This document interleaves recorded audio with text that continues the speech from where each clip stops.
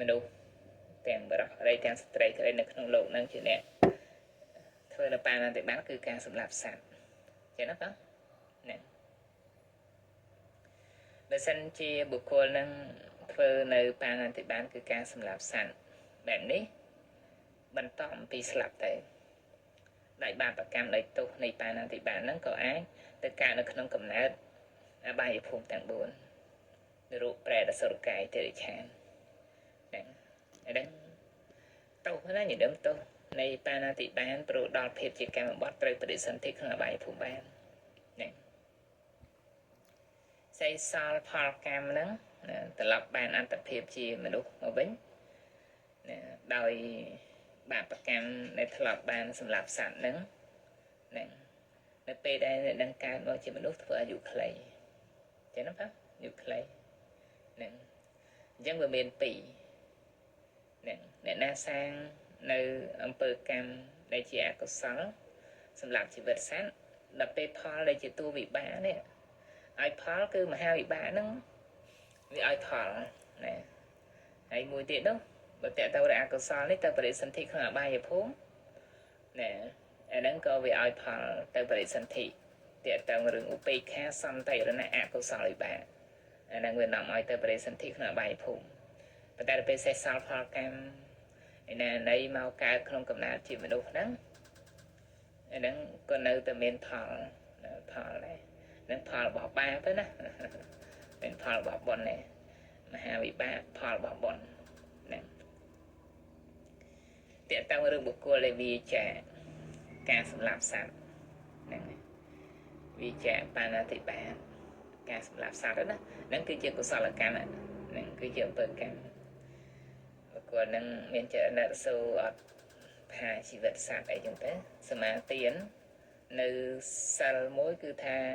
វាចាការសម្លាប់សត្វចឹងបន្ទាប់ពីស្លាប់ទៅបុគ្គលហ្នឹង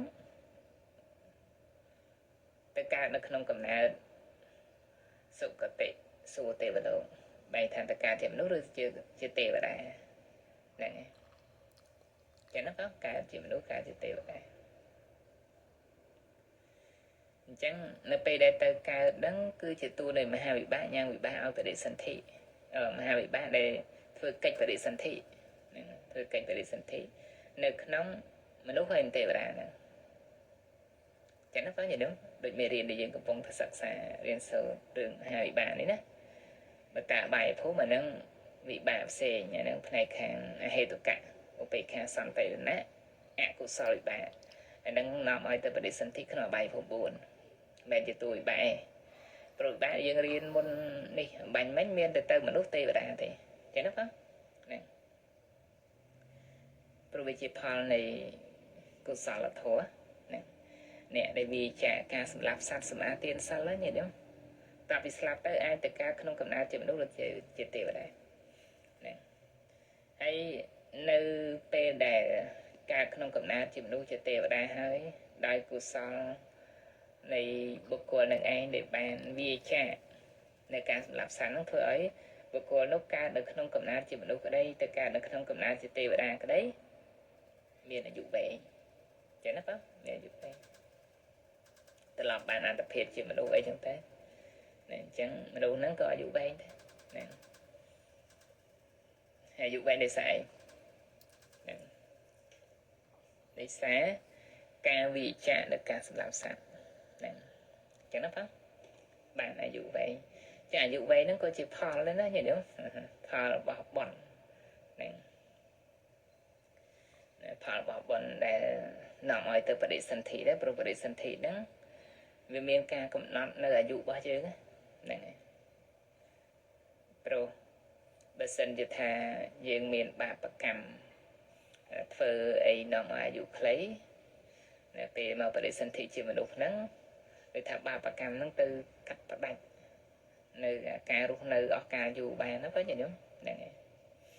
ប៉ុន្តែបើសិនជាបុគ្គលនឹងវិចារការសម្លាប់សត្វហើយកម្មនឹងឯងនាំឲ្យបដិសន្ធិនៅក្នុងកំណើតជាមនុស្សអញ្ចឹងមហាវិបាកហ្នឹងអាចមានសិទ្ធិមានទូនាទីមួយពេលបដិសន្ធិហើយអាហ្នឹងក៏ធ្វើអាយុជីវិតហ្នឹងអស់រស់នៅអស់កាលយូរ ហ្នឹងចឹងណាបងញញឹម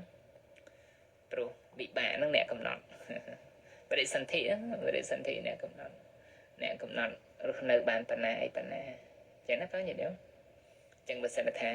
มันមានអន្តរាយទេអាហ្នឹងគឺវាចប់ត្រឹមហ្នឹងឯងហ្នឹងដោយនៅក្នុងធម្មបទលោកលើករឿងរ៉ែរបស់ទីឃាអាយុវឌ្ឍនកុមារណាបងអាយុវឌ្ឍនកុមារដែលគាត់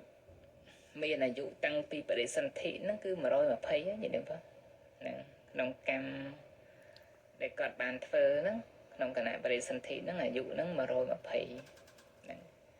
ក្នុងបរិសន្ធិហ្នឹងវាមានកម្មចាត់ចែងហ្នឹងវាឲ្យផលត្រូវរស់នៅបានប៉ុណ្ណឹងប៉ុន្តែស្រាប់តែគាត់មានបាបកម្មត្រូវមានអន្តរាយចឹងណាបងមានអន្តរាយត្រូវចូលមកកាត់ផ្ដាច់នៅជីវិតរបស់គាត់តាំងពីតូចចឹងតាំងពីតូចចឹងទៅក៏ពុកម្ដាយនឹងរកវិធីសាស្ត្រដើម្បីកម្ចាត់បងនៅអន្តរាយនឹងចេញក៏បាននិមន្តភិក្ខុសង្ឃឲ្យមកស្វាស៊ីព្រះបរិត្តទៅហើយ7យប់7ថ្ងៃស្វាស៊ីព្រះបរិត្តហើយព្រះសម្មាសម្ពុទ្ធថ្ងៃចុងក្រោយក៏ព្រះអង្គស្ដេចយាងមកដល់ពេលស្ដេចយាងមកទៅទេវតាស័កតូចស័កធំមកអញ្ចឹងទៅណាដែលមានកម្មពីវេរាជាមួយកូនតូចហ្នឹងត្រូវចាប់កូនតូចហ្នឹងស៊ីហ្នឹងក៏អត់បានឱកាសវាផុតការផុតពេលវេលាទៅណាដោយសារកម្លាំងព្រះបរិត្តជួយទប់ទល់ហ្នឹងបើអត់មានប្រយោគបច្ចុប្បន្នគឺព្រះបរិត្តជួយទប់ទេហ្នឹងត្រូវស្លាប់ហើយហ្នឹងហើយដល់ពេលផុតអន្តរាយទៅក៏អាចដើម្បីណាដល់អាយុខៃរបស់គេទៅតាមកម្មអ្នកចាត់ចែងបិទថាសម័យកាលនោះមនុស្សអាយុ100ឆ្នាំក៏ពិតមែនប៉ុន្តែប៉ុននេះប៉ុនដែលអាយុវឌ្ឍនកុមារហ្នឹងគាត់បានកសាងបានសំនឹងប៉ុនហ្នឹងចាត់ចែងឲ្យមានវិបាកទៅបដិសន្ធិហ្នឹងធ្វើឲ្យមានអាយុវែងទៅតែម្ដងណាអាហ្នឹងគឺប្រព្រឹត្តទៅរបៀបហ្នឹងណាហើយបានព្រះអង្គសួរហេតុផ្សេងទៀតហេតុអីខ្លះនាំអាយុវែងហើយព្រះអង្គសម្ដែងអភិវាទនសិលេសនិច្ចាំងវុទ្ធាបច្ច័យដល់ចត្តារោធម្មេវត្ថន្តិអាយុវណ្ណាសុខੰពលៈណាធัวគឺពោទាំងឡាយ4ប្រការគឺអាយុវណ្ណៈសុខੰពលៈហ្នឹងរមែងចម្រើនដល់បុគ្គលណាដែលមានកិរិយាអនកាយฝ่ายបង្គំចំពោះព្រះរតនត្រ័យជាប្រកដីហ្នឹងចឹងណាបងថ្វាយបង្គំព្រះរឿយហ្នឹងហើយគ្រប់ចាស់ព្រឹទ្ធាចារ្យមានការគ្រប់